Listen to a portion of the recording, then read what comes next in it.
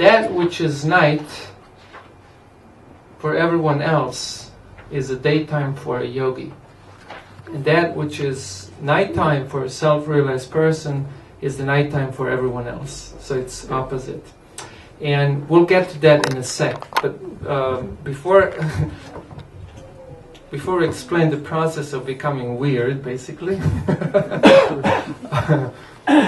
have to consider one thing. In Sanskrit, the word for intelligence is Buddhi. Buddhi like Buddha. Buddha also has a very similar name to the word Buddhi. So, in order to become weird, self-realized, one should use one's intelligence. It's actually stated that when one's Buddhi or when one's intelligence is awakened, that one becomes Buddha, one who is awoken. That is the point. And at this point, one becomes somewhat different, if not in many ways. But to understand the activities of intelligence, one should differentiate intelligence from the mind. These are two separate elements. And I need you to put your thinking helmets on for the next 10 to 15 minutes. So, what is the difference in function between the mind and the intellect? Any show of hands? You're disqualified.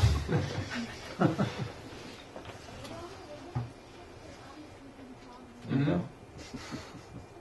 The mind is always accepting or rejecting. Mind is all, but intelligence is doing that too, isn't it? Mind is feelings. Mind is feelings. Well, mind isn't feelings, but mind feels. Okay, we could put it that way. Okay. All right. Anything else? Yes. The mind can take orders from the intelligence? Mind can take orders from the intelligence. Well, intelligence can take orders from the mind too. Has anyone ever here tried to quit doing something that you somehow or other became attached to, but ended up not really wanting to do that, and yet somehow or other you're impelled to do it, and then you, I don't know. I mean, as a teenager, I used to smoke cigarettes. I tried to quit. Anyone ever tried something like that? Cut down on sweets or... I used to love chocolate, but I learned it wasn't good for me anymore, so I just said, okay, I released chocolate. Okay, so here's a very good example. Okay, to understand the activities of these two things, the mind and the intellect, we can think about chocolate for a sec. All right, when you eat that chocolate, it's really nice, and you're experiencing a certain sensation, you equate it to happiness, but then in due course you start to think, oh my God, my teeth are rotting, I'm getting pimples on my cheeks. This is no good.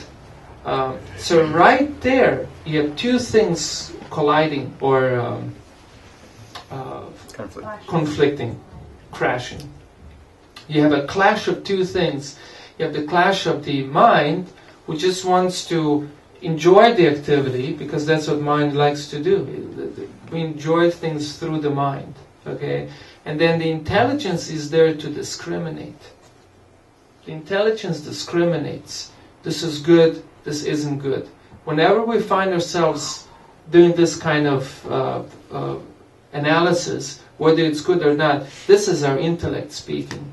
And then when you become attached to something, the thing is that the intellect understands, the intelligence or Buddhi understands this is not desirable, but the mind is hooked up to it. Because the mind, as Gira said, is feelings. The mind feels, the mind just goes by the feeling, and most often by the immediate feeling. So what you have there is a bit of a problem. And every time you attempt to become regulated about something, you're going to see the fight between the two, between the mind and the intellect. The mind will want to do it because it feels good, and the intellect will start to discriminate. The Buddhi will start to discriminate. This is good, this is bad. This is trivial, this is important. So this is a very important function of Buddhi. And to awaken this Buddhi is equal to self-realization. That's a awoken person.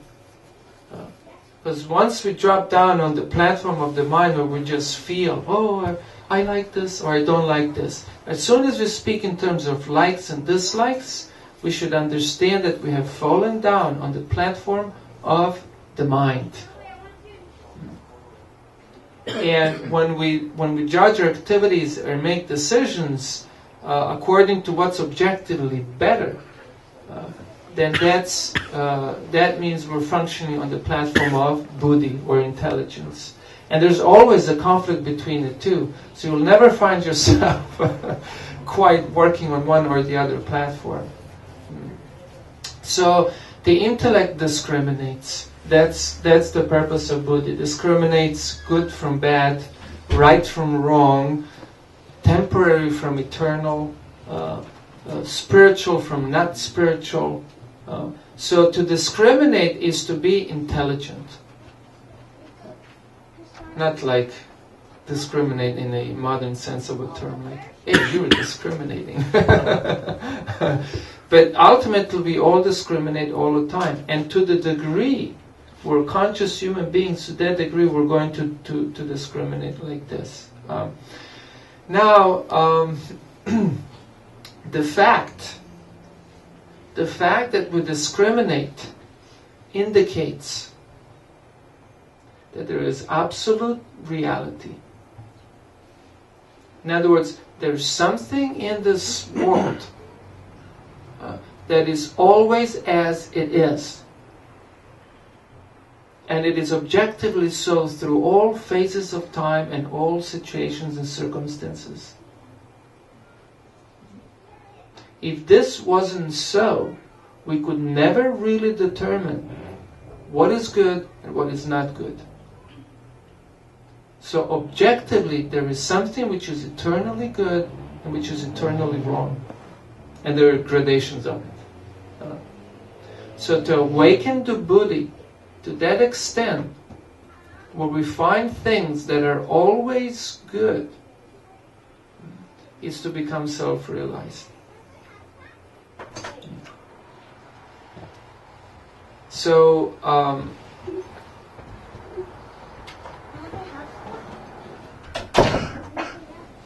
we see that, and I can end here. No, actually, this is the second to last one, because I have to say something at the end. If we look at this place, this world, wherever we look, we'll find that things are transient. They're changing all the time. So to find something which is constant, it's very difficult. It is very difficult. The only constant thing that we can ever think of is actually spirit. So if you, that's the meaning of Buddhi, to become Buddha, to become, awoken, is actually to come to this realization that the constant thing is spiritual, and the material things change all the time.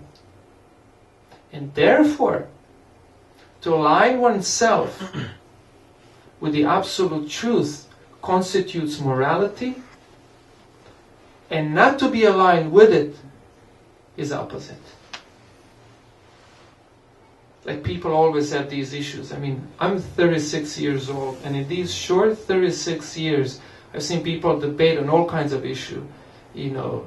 Sex, homosex, heterosex, abortion. When I was a kid, that was a big thing. Abortion, no abortion.